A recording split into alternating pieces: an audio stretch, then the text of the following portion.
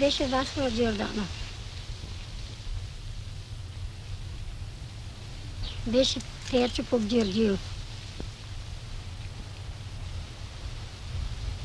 Беше Илчо Надими Петрев. Беше Ванчо Гурев. Беше Димичи Коров. Беше Герасим Матаков. Беше Пане Джунов.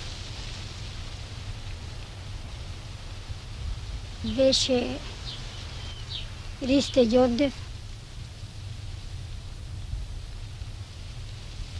Беше Блаже Ицев.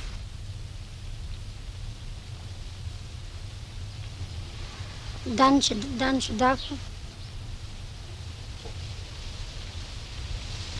И Панчо Мешков.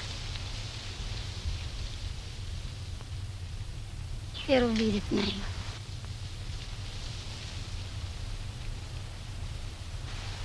12 деца.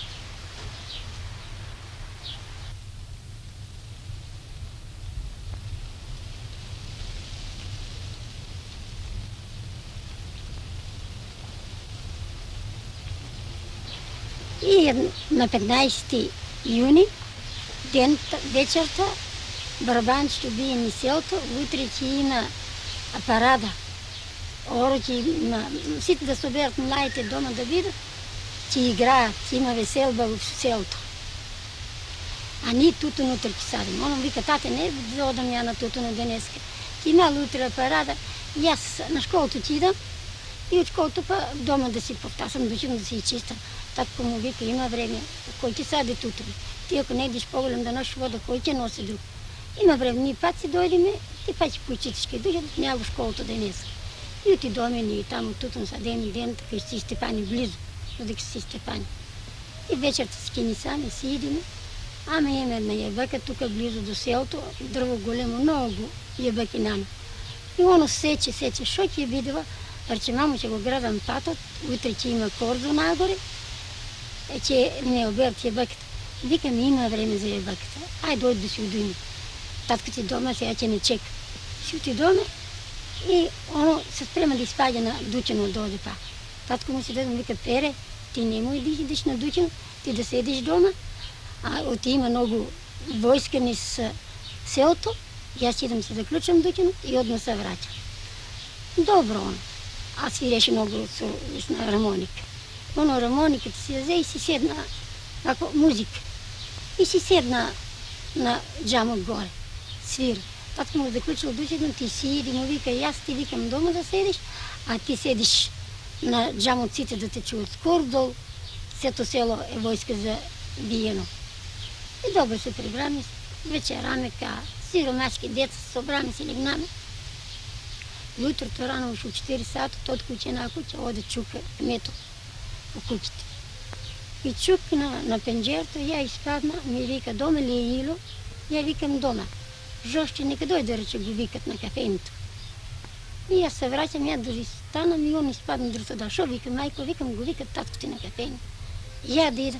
А тебе те рече, татко ти го сакаш, шо ти ги сакаш на кафене? Оно се врати. Отиде Ило, си дойде. Шо че биде Илова?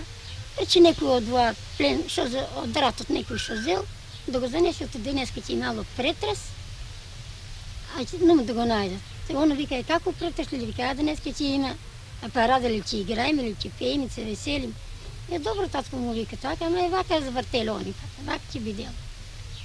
Нищо, со-санна, или че се зави сето село войска и го не се манови. Не може да изпаднеш. Вака до вие други дворни беше гумнор, не смеем да изме вод да си налием. И се дом. И оди от кучена, куче вече претрес правят. Они почнали тази страна селото право да го правят претрес. Те ще поминали претресът по кучите и одно избирали децата.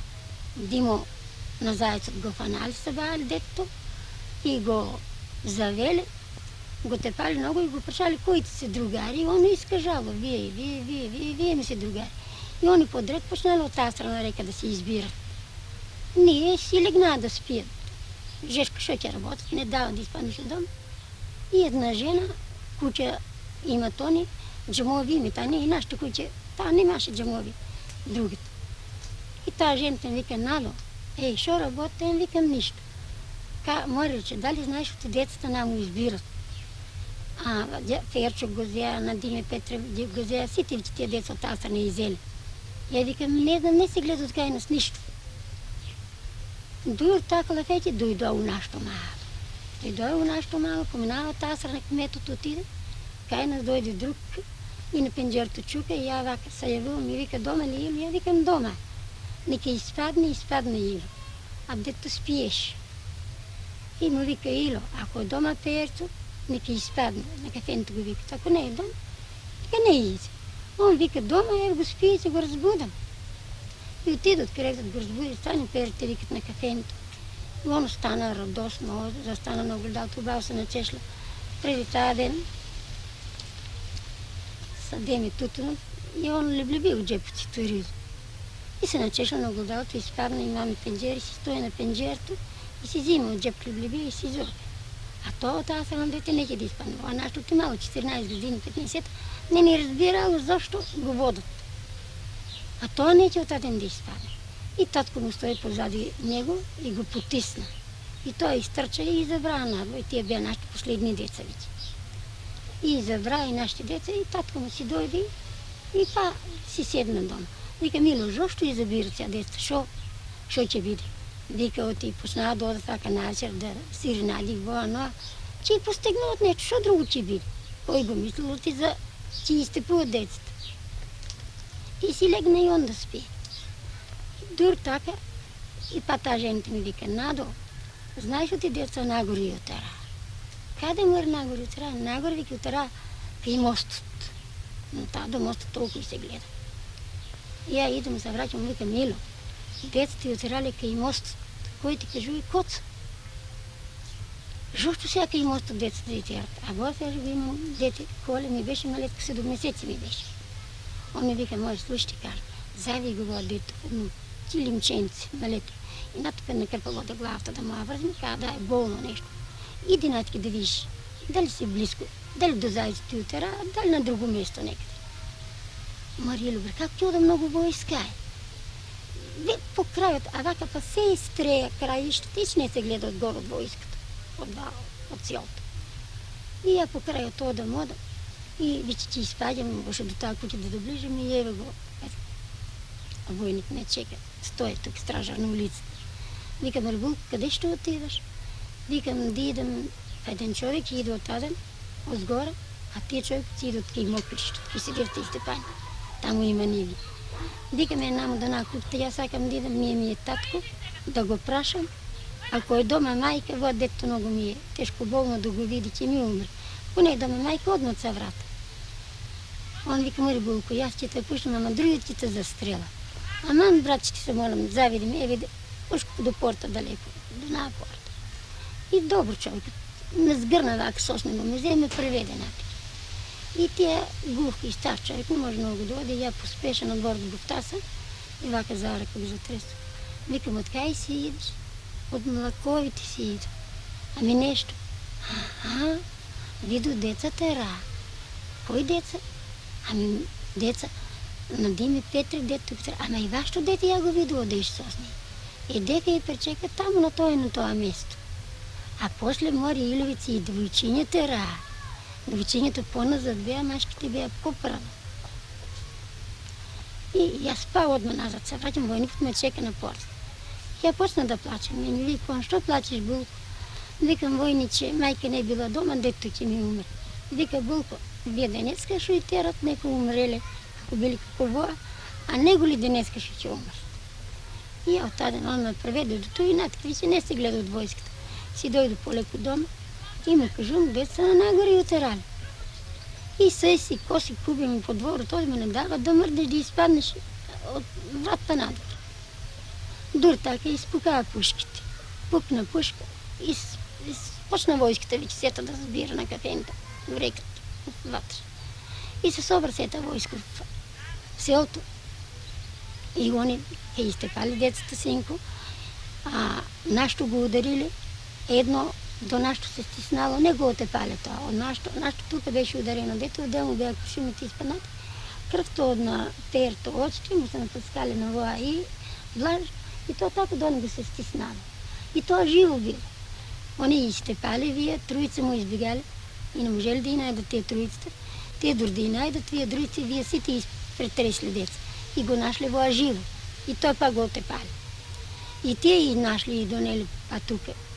Така ще нашли там и отепали, и секли, и оставили. И се събрали сите, а и претресили децата. Кой ще е носило пръстени, саатче, пари, кой ще имал, но сите му изведили от джиповете. И си останаме безни.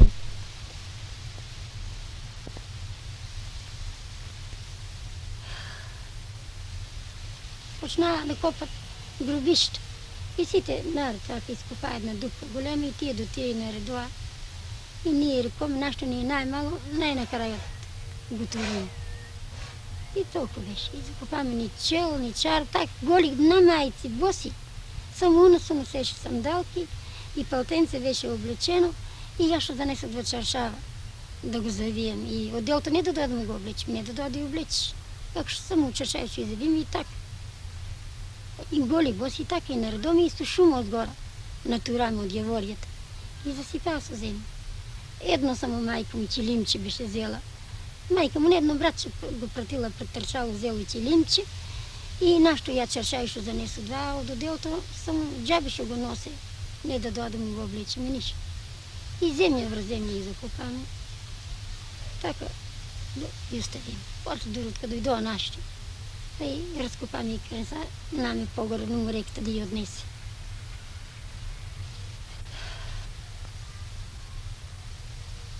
Куќата ни беше на чардак и ја и ваа братучетка ми се ја Павлина шо е, и она шо беше фаната. Так си стоиме на трпозајните, а куќата ни беше така уличка и у уличката стои кметот и вика Стева и Павлина нек се јават. Значи ни стоиме на чардакот, а носе у раката, значи како нешто тефтер. И слеваме ни, значи. Слеваме, вика Стева, вика догоре ве викат нешто, вика до кафењето да ве прашат. И, значи, одиме по-горе до кафенето и тука поручник устанува, вика, ви сте, вика, шумкарите, вика. Значи, нас не вика. И само вака, значи, саландуваме, значи, си креаме рамената. И му даде наредба, значи, долу, на неколку војници изгледа стоја, за да го дадат Димо Чекоров, другарот наш. Он да биде покриен с мушам.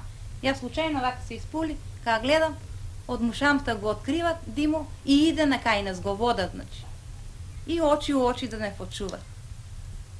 И вика, го познавате ли, вика, овие, вика, другар ви? Ја вика, го познаваме од селото, али уопште со него, значи, немаме никаква врска. А, мамка ви да ебам он, вика, поручник. Немате и мене зимаме удара. Со него, вика, всичко сте работели, вика, а немате врска, вика. Значи, толку беше. Му удри и ме стави, значи, у зидот до скалата, дека шо е у кафенето, у зидот да гледа. После случајно, кога се испулив тука Катина, тука Ристо, Ѓондоев, Пане, Мешко, за миг, значи, не собра сите. После тоа веќе почнаа у кафенето да не следат еден по еден, да не викат. Кој како ќе го викнат, како беше тоа шо, по име ќе не викнат, чидиме ќе не се слушува, што сте давале на шумкарите, како сте помагале, пцуват, мајат, значи, на мртво. И тука едно време рекоа машките навънка. И другарите сите надвор, значи, излегоа кафенето и нас после не изнесоа од кафенето. Ние еден со друг не се гледаме, значи, по пато. Другарите многу беа понапред, ние беме поодзади. И сос нас одеа неколку души, поручникот одеше. Пак Петко подначалник, неколку официри имаше.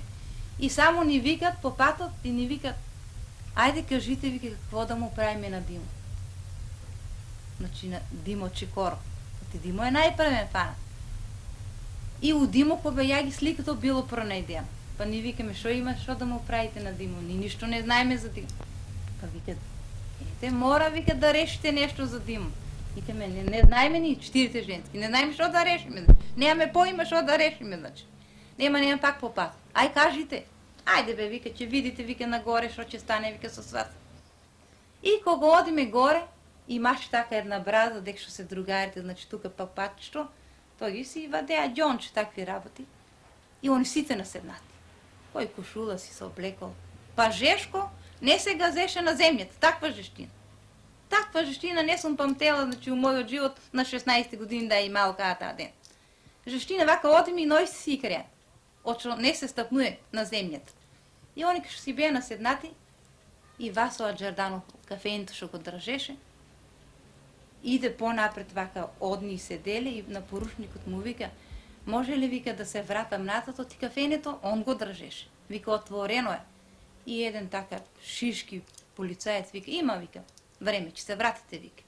И го бутна. Има време, вика, ќе се вратите, сега, вика. И ни рекоа по тоа пач, значи, они напред, ни пони, да одиме. И кога тргнавме нагоре, вика, че водиме во манастирот, кај што бевте на излет на 2 мај. Арнома беше многу жешко. И дали причината беше тоа или не знам, и не вратија, тука сега кај се стрелани. И младинците одеа напред, заповедта не ја чуме како беше, они се седнаа, се наредува во 3 реда. И ние застанавме може на 5-6 метра од нив и излегоа заповедта, затоа што ние мали не знаеме, излегоа тројца со пушкометролези, а нив му рекле че ве сликаме. Ја не чув од другарките мои, некоја чуле че ве сликаме. Се наредоа они вака први ред по-ниско, по-високо, така беа. Васо Аџарданов и Димо Чекоров и Ѓераси Матаков, они кога почнаа да пукат, избегаа они. Испукаа со картешници, со што има оръжје, со се, не знам како да ви кажам. И децата останаа покосени сите. Дури не ми е лесно да окажувам, нерви се. У тие момент Васо избега, Диме Чекоров и Ѓераси Матаков. Васо избега и имаше таму некои капини грмушки. Се скри човек. Диме, јас имаше преко јас. Ѓераси Матаков трчеше и само леликаше, о, мајко, и од тука му цури крвта, како водоскок. И они видоа тие другари, оти ранети, недотепани, сите бесни, боднаа пони да дотепат. Вие и оставија, и дотепаа децата, трите. Дојдоа на вие се вртија некој още жив. Не знам как да ви кажам. Блаже Чемерски, така ми е јасно слика, очите вака, оно може и да беше и дотепано дето. Бајонети, ножеви, со се изведоа децата, низ ни газат и избодија. И дури посто нас, од кај избодија децата, не водеа да газиме покрај другарите. И легните се и вас ќе убиеме тука. И после то ни викат, ајде, не забрават, значи. Една цреша имаше, они почнаа од црешта да зобат. Тоа у цреши време, дуовден така беше. И втасале. Ама еден силен глас така се слуша, се вика оти полето тихо. Нема докаде, значи. Тоа Димо. Значи изгледа он ранет беше и многу тешко му беше. И писка. Вие како бесни вичи. Кога чуа такво нешто оти, значи глас се јави и нас тука неколку души не задржаа и они бодна. И гледаме како виќе буцат. Слушай, тоа нините пукат, значи оружјата, значи по втор пат да не мислат, они изгледа мислеа живи има. И они се преметка со ножови, после почна да ги бодат. Кога завршија со нив и рекоа, сега вас ќе ве стреламе до нив. Почнаа да не наседнуваат со пиштолите нивни. Ние се браниме, за раци ги фачеме, за гуша и рекоа, добро, вас тука нема да ве стреламе, ќе ве стреламе на патот, кој ќе си одиме надоле. Не потераат, значи да си одуваме, ајде, викат. Абе, вика, поблизо до селото ќе ги убиеме, вика, нив, вика. Они ни вика. Ни сај си слушаме, значи, Ќе одиме 20 метра, ајде тука поблизо до селото. Ајде пак ќе одиме, ајде бе, ќе му рече, господине, вика, поручниче, има ли смисла, вика, толку избихме 4 да ги вратиме, вика. Еден ќе рече. Абе, тука ќе ги убиме, вика, поблизо до селото да бидат, вика, тука ќе ги убиме. Така на неколку пати, значи, на неколку места не се опираа така, значи. Одиме пак надолу до кафенето, значи, де шо беме, тука не среќава кметот, шо беше у селото, и му вика, кмете, вика, женските, вика, ти ги предаваме, вика, од денеска, вика, натаки, вика, али, вика, од селото, вика, навънка, вика, не смеят никако, вика, да мрднат, вика, има да ги пазиш, вика, да бидат под контрола, значи. И ние безумени си отидовме дома, не знаеме да кажеме, мајка ми вика, каде брат ти, јас викам, не знам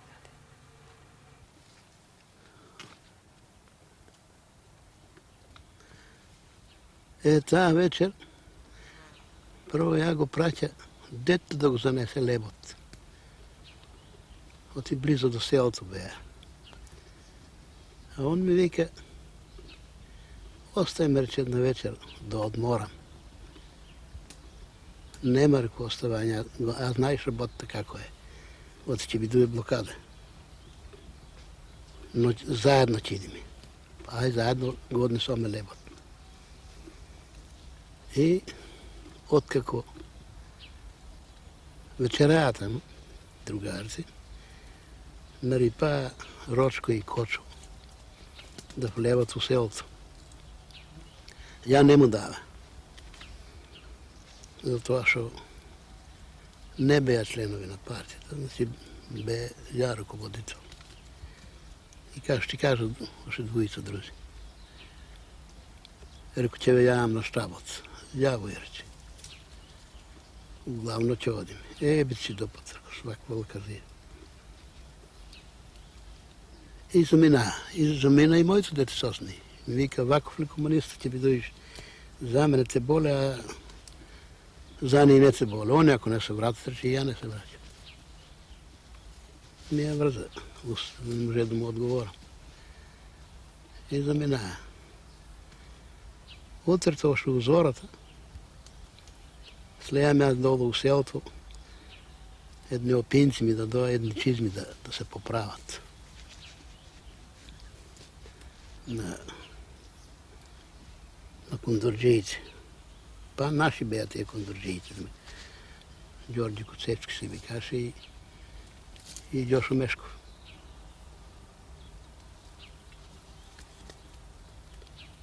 И кога настури јазе, близо над мојата куќа, гледам на зраката, карши мојата куќа, полиција се ставува, значи едни од таден, едни од вадени, ќе се состават и па се раставува, значи блокирано селото. А па таа ден имаме афиен нарежано. Од тука, кога видот и селото блокирано, јас се врати назад. Па при другарите. И ки шо беа на тоа место, му викам, че се поместите у исто ложи бе, што у ложито па имаше грмада.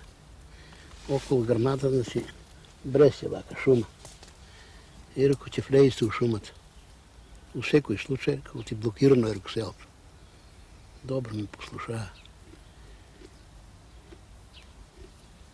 И одам на афиенот јас. Чекам да дојде жената, да го береме и сапата носам ја.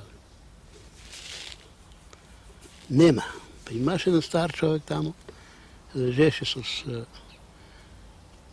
говејата и одам кај него, Мело го и кај Моричко, Мело бре, лебец нешто нема ли? Бре каздеш, немам, рече. Но ајде ќе одим, рече. Морем, блокирано е селото. Ами ние рече, влејаме, не излејаме, рече. Не бива. Ти си стар, можеш ама јас сум младерко, не ми пуштааш. Но ја ќе лежам едеја, оди, јави се реко дома кај жената, па нек ти даде леп.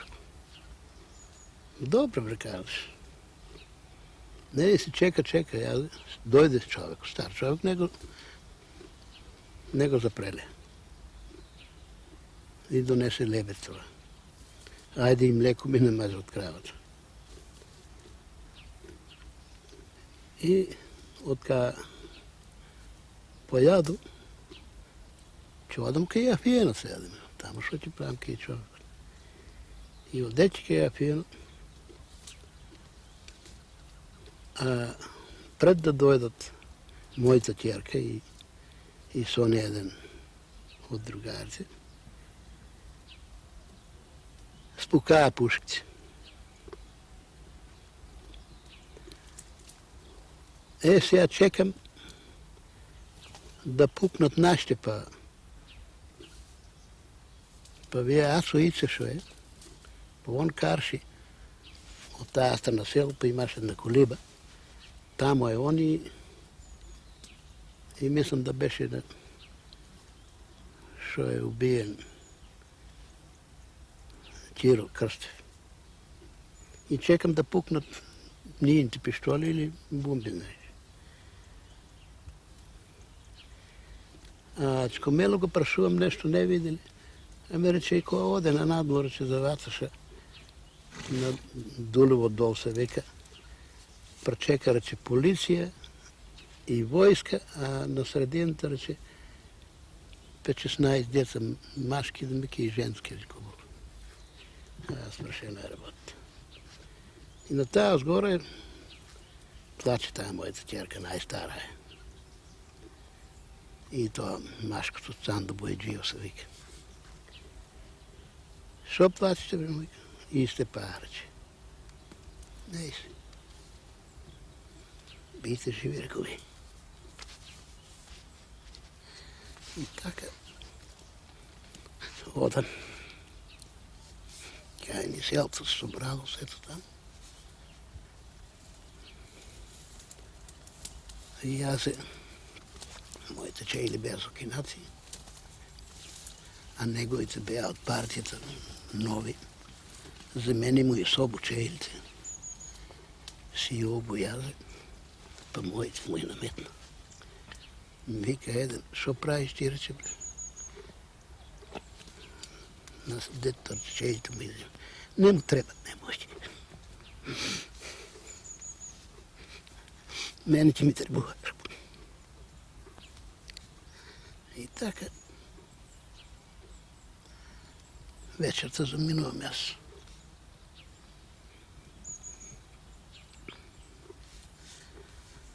Па при другарите и айде, па наме шумата.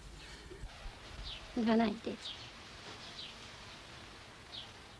Беше Васко Джорданов, беше Перчо Попдюрдюв, беше Илчо Надими Петрев, беше Ванчо Гурев, беше Дими Чикоров, беше Герасим Матако, беше Пане Джунов, беше Ристе Йодев, беше Блаже Ицев, Данчо Даков и Панчо Мешков, Еро Видев найма.